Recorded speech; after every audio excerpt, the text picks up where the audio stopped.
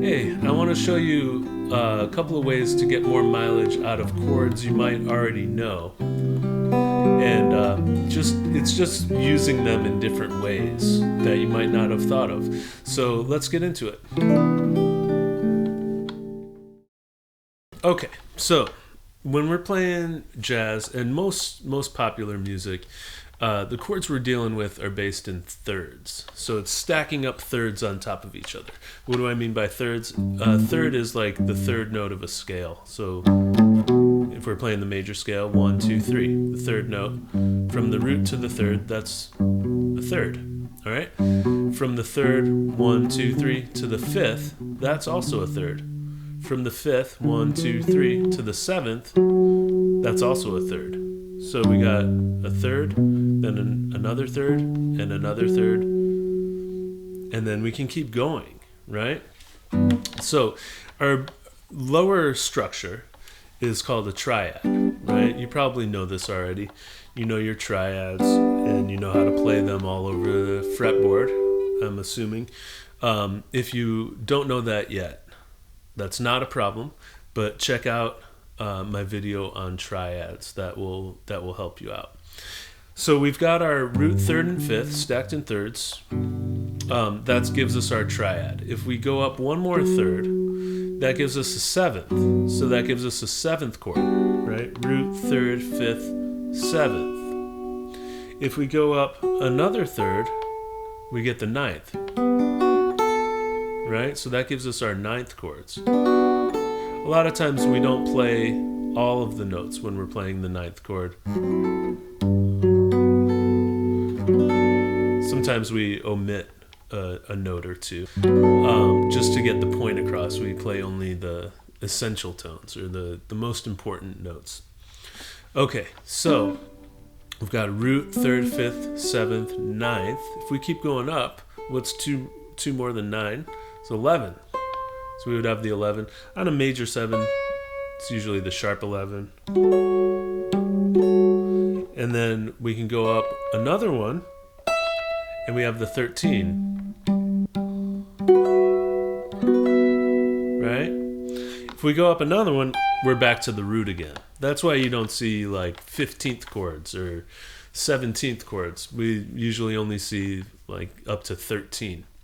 Because once you go past that, you start repeating yourself. If we take just the upper structure now of each one of these, we get other chords. So let's take our G major 7, since we were doing that, and look at just the upper structure. So instead of going root, third, fifth, 7, we're just going to go third, fifth, 7, and look at what that is. That's a B minor triad. So anywhere we have a B minor triad, if we put a G underneath it, we have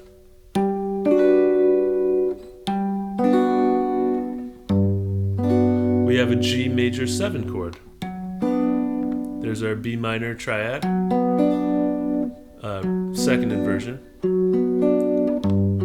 Then we put a G underneath it, we've got a G major 7. What we can take from that is we can use a B minor triad arpeggio over the G major 7 chord, right? We could also use the B minor pentatonic over a G major 7 chord. Let's look at the B minor pentatonic in terms of G. We've got the third, which is B. We've got the fifth, which is D. We've got the E, which is the 13th or 6th of G. We've got the F sharp, which is the 7th of G. And we've got the A, which is the 9th of G.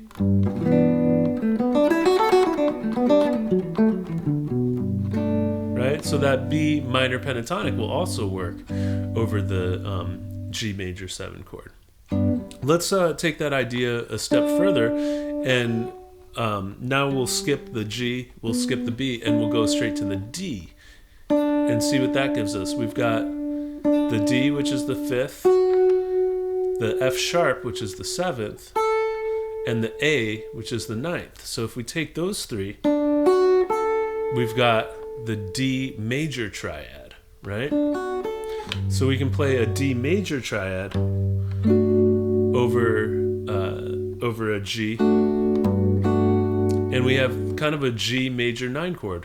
We've got the G, which is the root, and then the 9th, root, and 7th on this D chord here.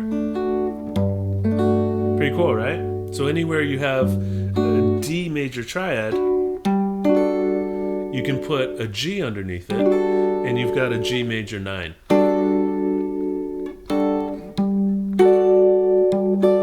Nice, right? Might give you some ideas you may not have thought of before, right? So we can play that that D major triad over a G major 7 chord, right? So you can take your knowledge of the triads again and put it over a G now. What if we do the same thing we did with the B and take the pentatonic scale? So that would be the D major pentatonic scale. Well, guess what? That's the same as the B minor pentatonic scale. So yeah, that's going to work. So D major pentatonic is going to work over the G. Let's keep it going. What if we start from the F sharp? We've got F sharp, A, and C sharp would be the sharp 11. We don't want to use the C because we end up with this not as pleasing of a sound when we have a major 7 with the natural 11. Sharp 11 is a little bit more consonant, so we'll use that one. So we've got F sharp, A, and C sharp.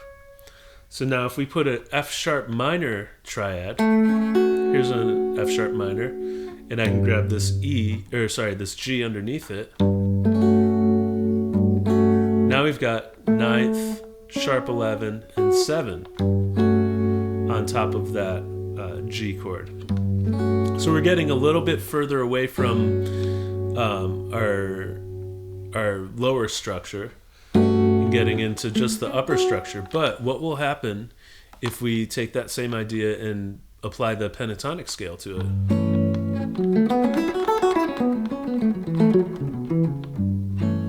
Right? We played F sharp minor pentatonic over the G major.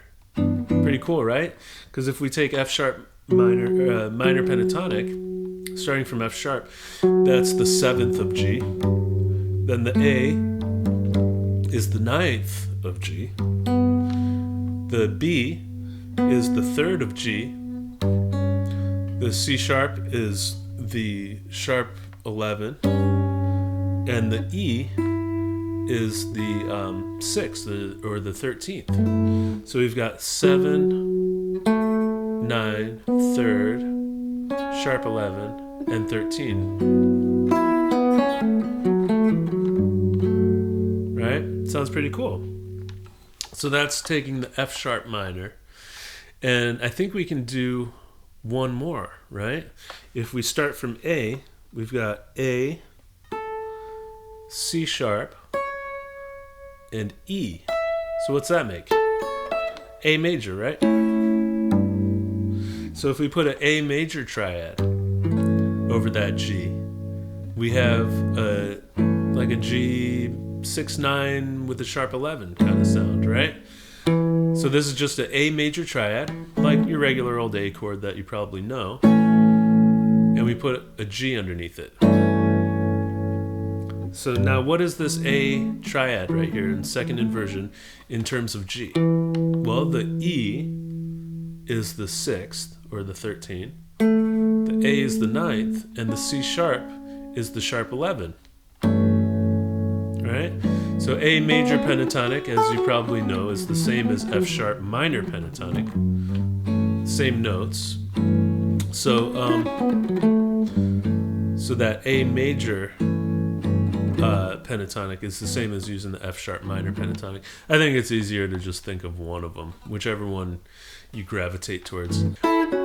Okay, so we just went through all the upper structure triads. If you hear people talking about upper structure triads, that's what we're talking about. You've got your lower structure, the G major triad. Then you've got your B minor. That's your first upper structure. Then you've got your D major. Then you've got your F sharp minor. F sharp minor. Then you've got your A major. And all of these will work over your G chord. Pretty cool, right? And that's just the major seven. This same idea can be applied to the minor seven and the dominant seven as well. With the dominant, you get the most interesting stuff because you can incorporate your sharp nines, flat nines, and flat 13s, which can make for some pretty interesting upper structure ideas. But I'll do that in another video. For now, try messing around with some of these ideas over the major seven. So this will be when you land on your major seven chord, you can try out some of these ideas using those pentatonic scales, or using some of these triad ideas. All right, I think that's it for now, and I will see you on the next one. All right.